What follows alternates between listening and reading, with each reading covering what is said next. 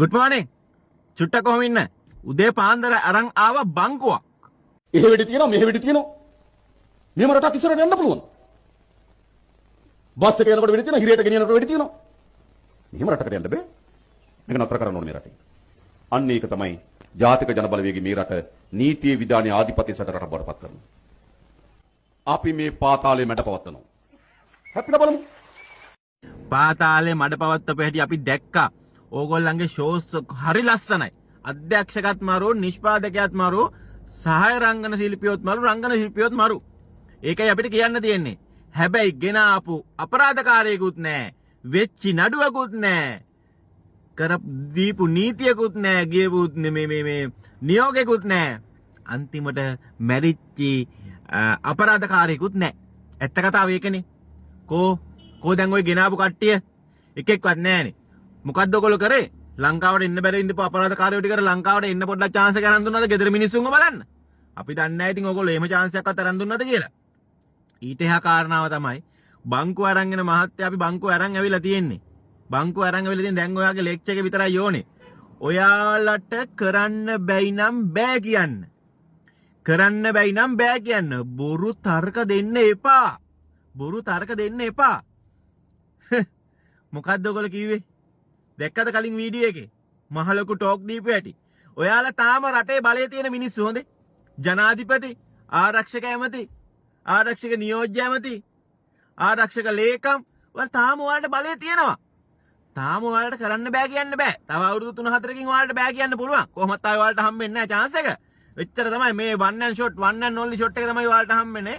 පළවන සහ අවසාන වතාව මිනිස්සු වලට බලය දීපු ආයේ ජීවිතේට මේ ලංකාවේ බල්ලෙක් ජනාධිපති වුණත් ඡන්දෙ දෙනව ඇරෙන්න මිනිස්සු ඔයාලට ඡන්දෙ දෙන්නේ නැහැ බලන්න බොරුණා. ඒක නිසා දැන් තාමත් ඔයාලට පුළුවන් නේ. ඔයාලා ෂෝ එකක් කරා අර ඔලුගල මහත්තයාව ඉස්සරහට දාලා ෂෝ එකක් කරා අන්තිමට ඔලුගල මහත්තයාව අයින් කරලා වෙන තැනකට දැම්මා. දැන් ෂෝ එක ඉවරද?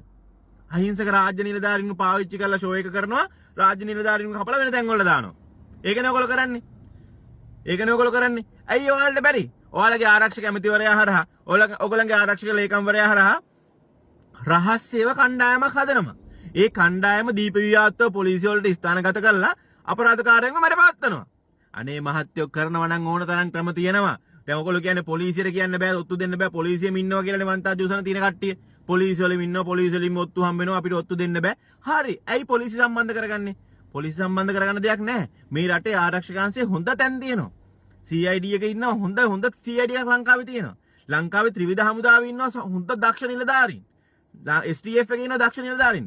සීමිත ප්‍රමාණයක් කරන් දීප විවාදත්ව එක එක්කෙනාට වෙන් කරලා දීලා ඔයගොල්ලෝ වෙනම ක්‍රමවේදයක් යොදා ගන්නකෝ. අපරාධකාරයෝ ටික අල්ලගන්න. පොලිසියවත් දැනුවත් වීමකින් තොරව. බැරිද?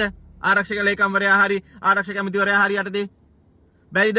මහත්තයෝ කරන්න නම් බැරි නෑ. ප්‍රශ්න තියෙන්නේ ඔයගොල්ලෝ කරන්නේ නෑ. ඕගොල්ලෝ බොරු බයිලා කියලා මිනිස්සුන්ට ආව වගේ තමයි ඕගොල්ලෝ මේ පාතාලෙ මඩ පවත්වනවා කිව්වත් බොරු.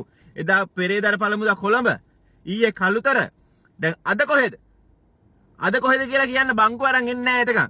ඔයාලගේ මේ ලෙක්චර් එක ගන්න.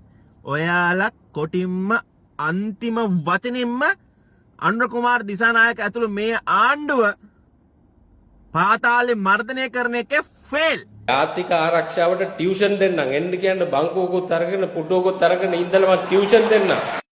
ආයි කියන්න බබා ඒක.